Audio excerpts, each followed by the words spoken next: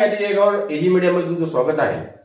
आज आपल्यासोबत रमेश उर्फ बाबू नागावकर आहेत आणि तुम्हाला सगळ्यांना माहिती आहे की आताच येणाऱ्या काही दिवसांमध्ये जिल्हा परिषदेच्या निवडणुका घोषित होऊ शकतात.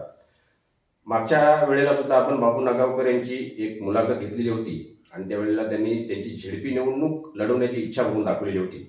परंतु ते त्यावेळेला शेतकरी कामगार पक्षामधून राष्ट्रवादीमध्ये गेलेले होते आणि मला वाटतं आताच 2 दिवसापूर्वी त्यांनी राष्ट्रवादीमधून शिवसेना शिंदे गटामध्ये प्रवेश केलेला आहे.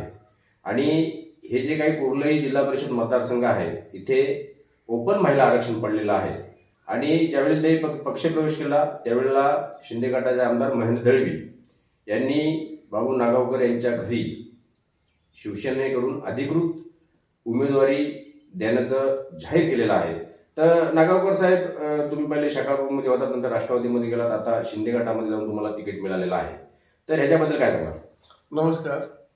सर्वप्रथम मी मागची मुलाखत ऑगस्ट महिन्यामध्ये आपल्याकडे दिली. बरोबर. आणि त्यावर तुम्ही सांगितलं की झेडपी उमेदवार तुम्ही इच्छुक आहात काय. त्यावेळेला पण मी कबूल केलं होतं की मी लोकांच्या सेवेसाठी, राजकारण बाजूला पण लोकांच्या सेवेसाठी मी झेडपी सीट लढवण्याची इच्छा व्यक्त केली होती. मध्यंतरी मी सांगितलं की शेतकरी कामगार पक्षामधून काही आमच्या रस्त्याबद्दल अडचणी निर्माण झाल्या. 5 ते 6 वर्ष रस्ता बंद होता. आम्ही जिल्हाध्यक्षांकडे तक्रार केली. तालुक्यातून त्यांनी रस्ता दुर्लक्ष केल्यानंतर तुम्हाला जे करून देतील तिकडे जाऊ शकता असं ते मला ते वारंवार सांगितलं. नंतर मी ज्यावेळेला मान्य सुनील तटकरे साहेबांच्या पक्षात प्रवेश केला राष्ट्रवादीमध्ये, तेव्हा माझी सुरुवातीचीच त्यांना इच्छा मी व्यक्त केली होती की मला झेडपी सीट लढवणे आहे.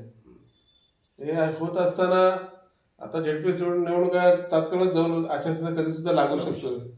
पण ह्या विषयात त्यांची काय सविस्तर चर्चा अशी माझ्या संदर्भात झाली नाही. तालुका अध्यक्षांनी मला सांगितलं की तुम्हाला पंचायत समिती लढवावं लागेल. मी ह्या विभागात 2 वेळा पंचायत समिती लढवली. एक वेळा मला हार झाली, दुसऱ्यांदा मी जिंकून आलो. पण ह्या माझ्या जो पंचायत समिती वार्ड असू दे, जिल्हा परिषद गट असू दे, ह्याच्यामध्ये मी पंचायत समितीच्या माध्यमातून असू दे किंवा जिल्हा परिषदच्या माध्यमातून असू दे, मी खऱ्या अर्थानं समाज कल्याण असू दे, शिक्षण विभाग असू दे, या विभागातून आणि कृषी विभाग असू दे, या विभागातून सर्व योजना या जनतेपर्यंत मी पोहोचवलेल्या आहेत. आणि तो खरा आनंद मला त्या योजना दिल्यानंतर झाला आहे. मग सरपंच असताना वनहक्काचे दावे मी 25 केले होते. त्याची सुद्धा 7-12 नोंद आमच्या आदिवासी बांधवांची झाली होती. मग काम करण्याची एक संधी कुठल्या तरी प्लॅटफॉर्मवर जाऊन माननीय आमदार महेंद्र दळवी यांनी खऱ्या अर्थाने माझ्यातले लोकसेवेतले गुण ओळखून खऱ्या अर्थाने त्यांनी जवळ केले. ते माणसातला माणूस हे ओळखतात आणि माणसांची मनं जिंकणं हाच मोठा एक आपला राजकारण समाजकारण सोडून एक भाग आहे. माणसाची मनं जिंकली तर मतं आपोआप मिळतात असं मला माहिती आहे. पण येणाऱ्या काळात, आगामी काळात झेडपी निवडणूक कधी आचारसंहिता लागेल ते माहीत नाही. पण खरं काम करण्याची इच्छा व्यक्त करून मला ती महेंद्र शेठ यांनी उमेदवारी दिली. तिच्या संधीचं सोनं करून एवढंच मी तुम्हाला सांगतो. तुम्ही ज्या वेळेला शकापमधून राष्ट्रवादीमध्ये गेलात त्यावेळी खास करून तुमचं नाव एक चर्चेमध्ये होते, कारण का तुम्ही माजी मुळचे पंचायत समिती सभापती होतात. नंतर अजित कासार हे तिथे जिल्हा परिषद सदस्य होते आणि मनोज भगत होते, म्हणजे असे जे काही मान्यवर होते जे तिकडे गेले. तर आता तुम्ही ज्यावेळेला पक्ष सोडत होतात त्यावेळी त्यांनी तुम्हाला फोन वगैरे केले की बाबा तू का जातोस तिकडे? नाही, आता त्यांची आमची चर्चा झाली की आपण एकत्र पक्षप्रवेश केला. पण मला शेवटी एक प्लॅटफॉर्म आहे, मला लोकांची सेवा करायची संधी मिळत असेल आणि ते काय सोडून माननीय महेंद्र शेठ दळवी आमदार, लोकप्रिय आमदार यांनी जर मला खऱ्या अर्थाने दिली असेल तर त्या संधीचं मला सोनं करणं मला योग्य वाटतं. तुम्हाला म्हणजे तुम्ही राष्ट्रवादीमध्ये होता, तुम्हाला पहिल्यांदा आमदार साहेबांकडून विचारपूस करण्यात आली की तुम्ही स्वतः त्यांच्या पदाधिकाऱ्यांच्या बाबतीमध्ये ही इच्छा प्रकट व्यक्त केली? नाही, मला आमदार साहेबांनी स्वतः विचारलं की तुम्ही एक 2 वर्षापूर्वीच आमदार साहेब बोलते, अरे बाबू तू माझ्या पक्षात ये, मी तुला चांगल्या म्हणजे संधी काम करण्याची संधी देईन असं मला ते पूर्वीच बोलले होते.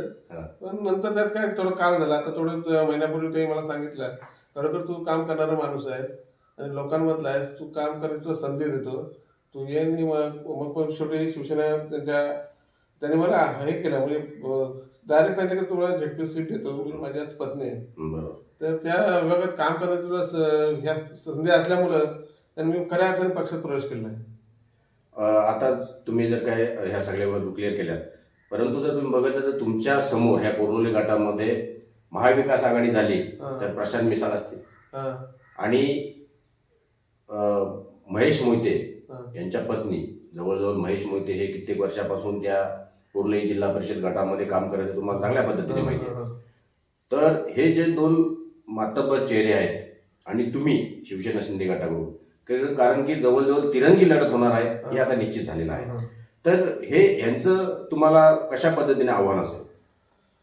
खरं प्रशांत मिसाळ असेल किंवा मोहिते साहेब असतील, पण मी गेली 24 वर्ष समाजात मी वावरत आहे. कुठल्या सुखदुःखात असून, लग्न असून दे, बारसा असून दे किंवा अंतविधीला सुद्धा मी प्रामुख्याने जातो आणि लोकांच्यात आपण मिसळून जातो. हा आपला एक बेस्ट पॉइंट आहे. आणि खऱ्या अर्थाने मला कशी त्यांची असे वाटत नाही, कारण मी प्रत्येक कार्यकर्त्यात जोडलेला माणूस आहे. ते त्यांचा हक्क आहे, ते नव्याने ते महेश मोहिते करत असेल त्यांच्यासाठी ते प्रयत्न करत असतील.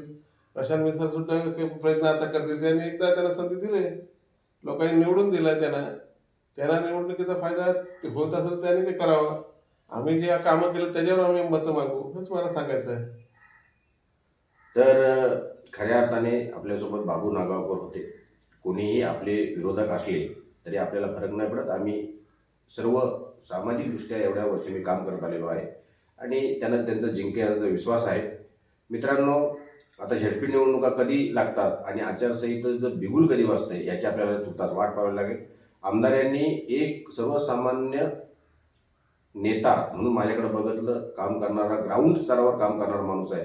म्हणून 2 वर्षापूर्वी अगोदरच त्यांनी सांगितलं होतं की तू आमच्या पक्षामध्ये या.